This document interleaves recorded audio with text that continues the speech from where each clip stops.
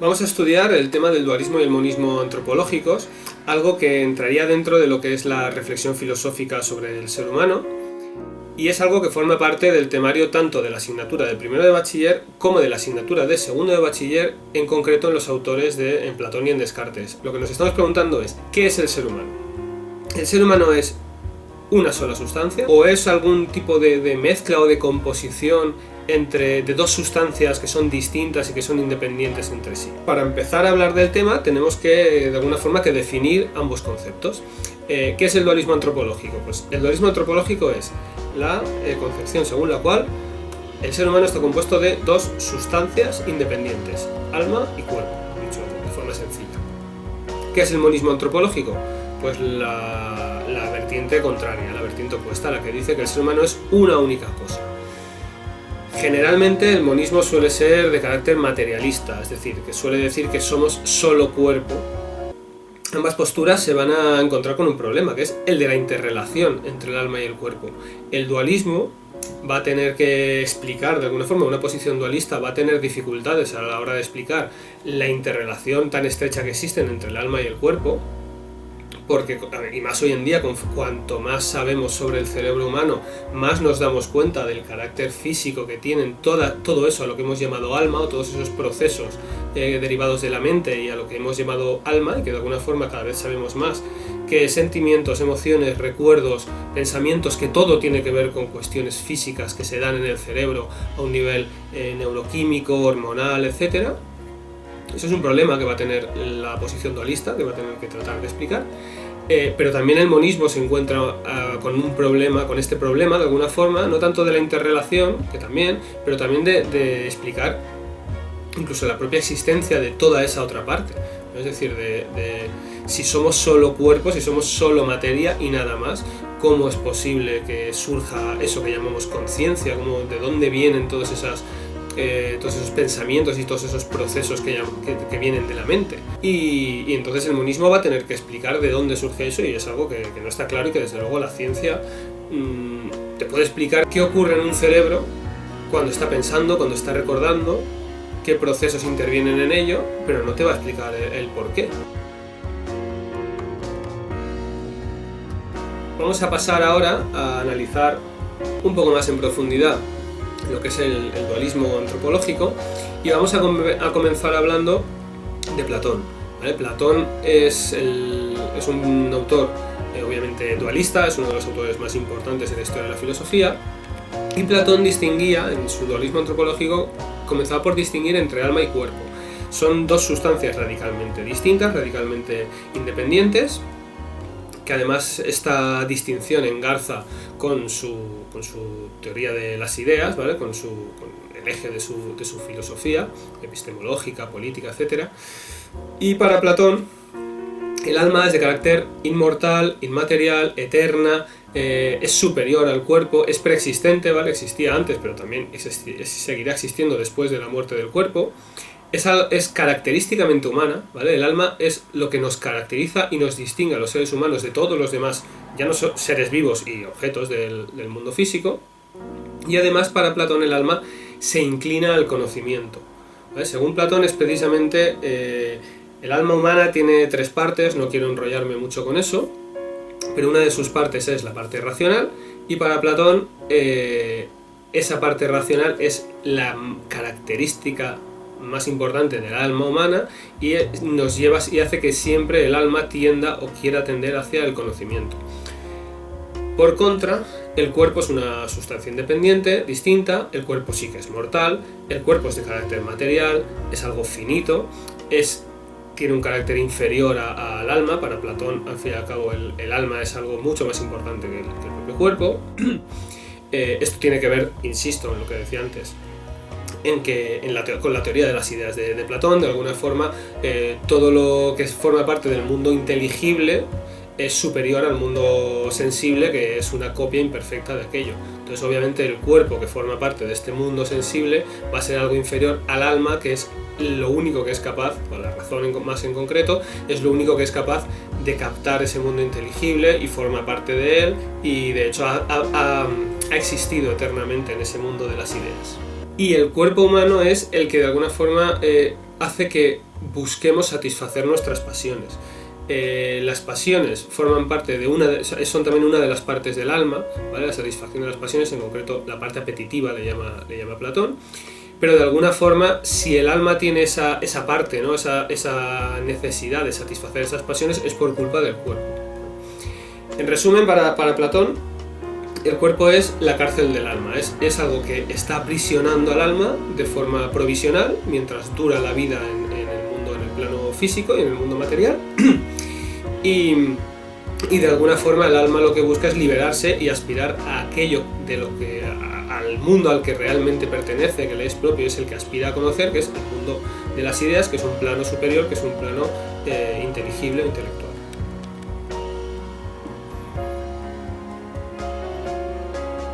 Decía que el alma es de alguna forma la sede de la inteligencia y de la razón.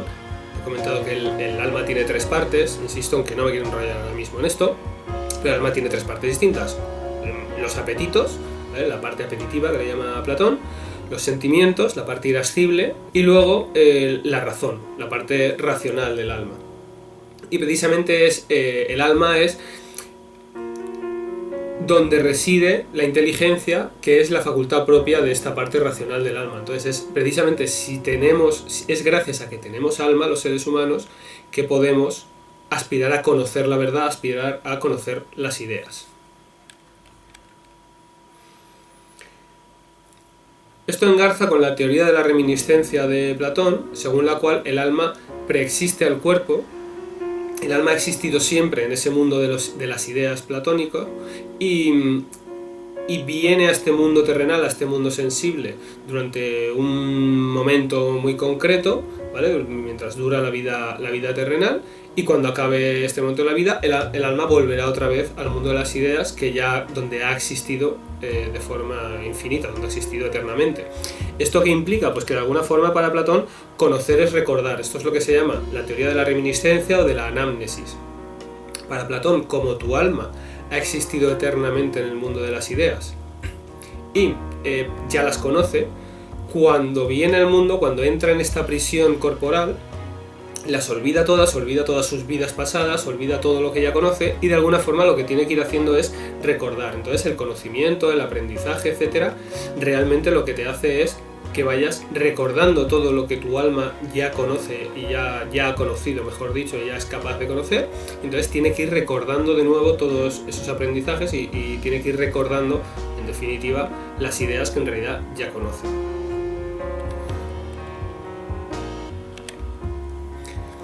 Como ya debéis saber, en la Edad Media, ¿vale? Con el auge del cristianismo, la filosofía entra en lo que se llama una etapa oscura, donde la filosofía pasa a estar básicamente al servicio de la fe. El cristianismo lo que hace es tratar de racionalizar o de darle un enfoque filosófico a todos los problemas que tiene de alguna forma el cristianismo.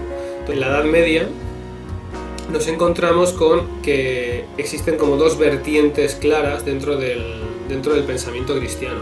Tenemos por un lado el aristotelismo, ¿vale? Que la figura principal del aristotelismo es Tomás de Aquino, Santo Tomás, que de alguna forma coge la filosofía aristotélica, se da cuenta del gran valor que tiene esa filosofía aristotélica y trata de pasar al cristianismo, ¿no? La teología cristiana trata de pasarla por el tamiz del aristotelismo y de su racionalidad y de su tipo de pensamiento.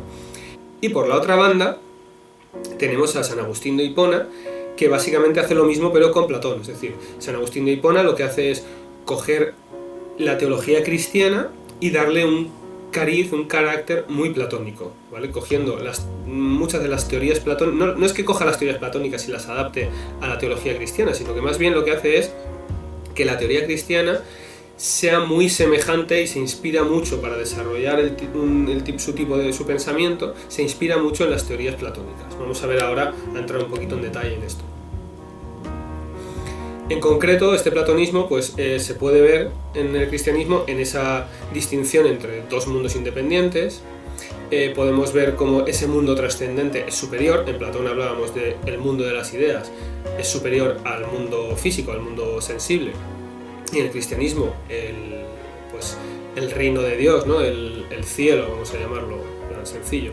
El cielo es superior obviamente a la vida terrenal, la vida eterna es superior a la vida terrenal.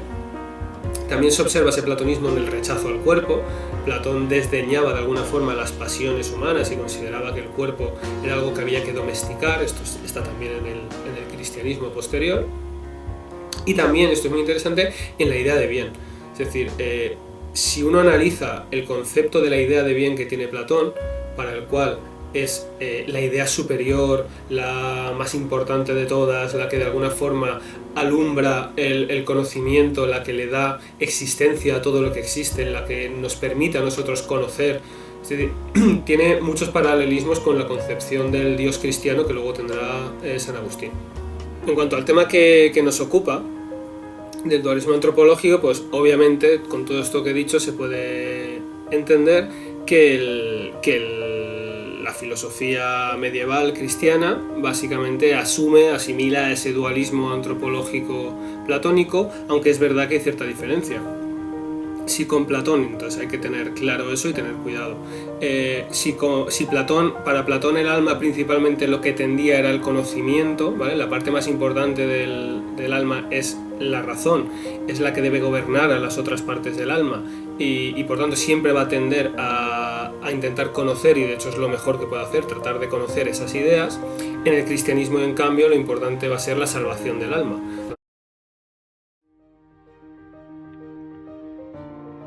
Pasemos ahora a hablar brevemente de Descartes, que es un autor que también continúa en esa línea del dualismo antropológico. Y para Descartes, básicamente, el ser humano es un elemento de la realidad muy peculiar porque en él conviven o coexisten dos sustancias radicalmente distintas y es el único ser donde ocurre esto. Para Descartes, por un lado, en el ser humano existe la sustancia extensa, que es el cuerpo finito, y en ese sentido somos igual que el resto de la naturaleza, igual que el resto de seres vivos y de seres inertes, ¿vale? Por tanto, operará en esa sustancia extensa, ¿no? Que es como él le llama al cuerpo, operarán las leyes del determinismo. Es decir, el cuerpo humano obedece al mismo tipo de leyes mecánicas a las que obedece una piedra, a las que obedece cualquier otro objeto del reino físico, ¿no? De la sustancia extensa. Pero por otro lado, el ser humano tiene algo que él llama sustancia pensante, que es lo que podríamos llamar alma, y precisamente gracias a esa sustancia pensante, al alma humana, ahí es donde reside la libertad. Somos el único ser de la creación que es libre, en el que cabe hablar de libre albedrío, y es precisamente porque nosotros tenemos alma y el resto de seres no. Y es justo ahí donde engarza y donde de alguna forma el ser humano sale de ese determinismo de la naturaleza. El ser humano, por tanto, ya no tiene esa necesidad de obedecer. El alma humana, por decirlo de alguna forma, no obedece a esas leyes mecánicas, sino que es libre y puede en cualquier momento hacer lo que considere en base a ese libre albedrío. Os decía al principio que uno de los problemas que se encuentra el dualismo es, o posiblemente el más importante, es el de la interacción entre ambas sustancias. Si es algo tan radicalmente distinto, ¿cómo puede haber una vinculación tan grande? Y en concreto en Descartes es muy famoso cómo intentó salvar esa dificultad y lo hizo con un fracaso estrepitoso que siempre cuando se habla de Descartes es algo que suele aparecer siempre, que es que para él existe un vínculo entre la sustancia pensante y la sustancia extensa, es decir, entre nuestra alma y nuestro cuerpo. Ese vínculo es la glándula pineal, que es una zona que está en el hipotálamo, en nuestro cerebro. Lo dijo básicamente porque es una glándula que se había descubierto en su momento hacía no mucho y que no se sabía qué función cumplía. Y entonces él pensó que esa glándula pineal podía servir como de una especie de bisagra entre los dos mundos, ¿no? entre nuestra alma y nuestro cuerpo, y que a través de ella se comunicaban. Pero bueno, eso es un poco una teoría que no se tiene en pie. No está mal en este momento hablar un poco de la metáfora del barco, aunque sea muy brevemente. Platón hablaba de que de alguna forma el ser humano es como si fuese un barco donde el piloto es el alma y el cuerpo es el propio barco. Entonces el piloto es el que debe de alguna forma gobernar. También tenía la metáfora del carro alado y tal, pero bueno, no quiero entrar en eso. Pero hablaba de alguna forma de que el ser humano es como un barco, donde el propio barco en sí, la madera, la estructura, las velas, son el cuerpo, pero el piloto es el alma, que es la que debe gobernar ese barco, saber hacia dónde dirigirlo, de qué forma, etc. Descartes de alguna forma rescata un poco esta metáfora, pero insiste en que la vinculación entre el alma y el cuerpo es mucho mayor de la que muestra esta metáfora, ¿vale? Coge la metáfora para criticarla un poco, ponerla un poco en entredicho, porque Descartes afirma, bueno, creo que es algo lógico, es muy fácil darse cuenta de ello, de que si un barco se da un golpe con algún tipo de escolla de alguna forma, se da un golpe con una roca navegando, o entra, no sé, tiene algún tipo de problema y se rompe una madera, el capitán no tiene forma de saberlo, salvo ir a comprobarlo por sí mismo. El capitán no siente los golpes, en cambio, la interrelación entre el alma y el cuerpo es mucho mayor que eso, porque si tú sufres un daño, es tu alma la que lo siente, ¿vale? Es decir, si tú tienes algún tipo de problema, es tu propia físico, tu propia alma es la que está sintiendo ese dolor, está sintiendo ese placer o lo que sea. Entonces esa interrelación entre el alma y el cuerpo es muchísimo mayor de la que puede dar a entender la metáfora platónica del barco. Bueno, hemos hablado más o menos de algunas de las teorías dualistas sobre el ser humano más importantes. Creo que más o menos la cuestión queda ya más o menos planteada y clara, y pasaríamos ahora a hablar del monismo. El monismo es la versión opuesta. El monismo es la que diría que solo existe una única sustancia, el ser humano es solo algo físico, algo material, igual que todos los demás elementos de la naturaleza, no es algo especial, por decirlo de alguna forma. Y el monismo, en general, ya os he dicho, vamos a centrarnos en el monismo materialista, ¿vale? Este monismo materialista se llama materialista porque considera que el ser humano es principalmente de carácter material, y no surge exactamente en ese momento, ya había habido materialistas entre los presocráticos como Leucipo y Demócrito, etc., pero realmente el monismo, tal como lo podemos concebir un poco más desarrollado y un poco más moderno y más actual, surge en el siglo XVIII con la Ilustración. Defienden que solo existe el cuerpo material, que el ser humano solo es materia, es físico, y por tanto, en su primera versión, dirá que el mecanicismo opera en nosotros igual que en el resto de la naturaleza. Es decir, el mecanicismo es esa teoría según la cual el universo es como una máquina de engranajes que todo lleva de una cosa a otra, un movimiento o una fuerza transmite su fuerza de forma necesaria y en cierta proporción y cantidad al siguiente engranaje, ¿vale? Pensad en un reloj antiguo, por ejemplo, y entonces es todo un gran mecanismo donde no existe el libre albedrío, donde no existe la libertad, todo opera de forma necesaria. Y el ser humano sería exactamente lo mismo. El ser humano básicamente es un mecanismo igual que todos los demás. Y por tanto, obviamente, no existiría la vida después de la muerte, lógicamente. No existe nada parecido al alma, según el monismo. Os decía que surge en el siglo XVIII, en la Ilustración. El primer autor es un autor francés, cuyo nombre no sé si voy a ser capaz de pronunciar, pero le he pedido a la profesora de francés de mi instituto que me envíe por un audio pronunciando bien el nombre para ver si así soy capaz de hacerlo. Así es que voy a intentarlo porque es la primera vez en mi vida que pronuncio una palabra en francés. El autor se llama Julien Offray du Lamettrie y es un autor según el cual el ser humano es básicamente una máquina increíblemente compleja. Sigue en esa línea precisamente de la que os acabo de hablar, del mecanicismo materialista, y considera que el alma no existe y que eso, lo que llamamos alma, simplemente son procesos que son fruto de esa complejidad que tiene el ser humano, que desconocemos cómo surgen esos procesos, por qué se dan, y entonces a eso le llamamos alma, pero básicamente movidos por nuestra ignorancia y porque no somos capaces aún, o quizá no lo seamos nunca, según él. Pero bueno, el caso es que no somos capaces de explicar con perfección cómo podemos explicar el resto de elementos de la naturaleza, y por eso decimos que existe el alma, pero básicamente movidos por nuestra ignorancia. Un poco más en la actualidad surge una vertiente un poquito más elaborada de monismo, que se llama emergentismo. El emergentismo lo que vendría a decir es que todos esos procesos cognitivos de los que hemos hablado, todo eso a lo que llamamos alma o mente, surgen, emergen de lo material, ¿vale? Es decir, el emergentismo, la diferencia con otros monismos materialistas, es que el emergentismo le da mucha importancia, le reconoce la importancia que tienen esos procesos a los que se ha venido a llamar alma o mente.